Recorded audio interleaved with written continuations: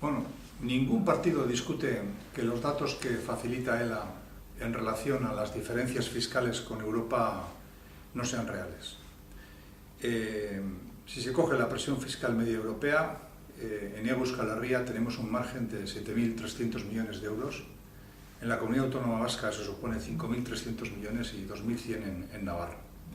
Un gran camino que recorrer en relación a cuál es el punto de partida del diferencial fiscal que existe como consecuencia de la aplicación del concierto económico en nuestras comunidades. Y a partir de ahí, nuestra valoración de las propuestas fiscales que hemos podido conocer recientemente del PNV y de Bildu.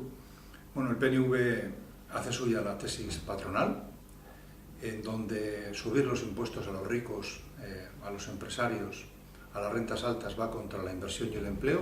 Es la gran falsedad de la derecha de siempre, es el pensamiento del Tea Party, que hasta ahora ha vetado el debate fiscal en nuestro país. Y Bildu, por su parte, hace una propuesta fiscal que en algunos elementos coincide con lo que nuestro sindicato plantea, en relación a quitar deducciones en el impuesto de sociedades y a que las rentas de capital tributen como las rentas de trabajo, pero se queda muy corta.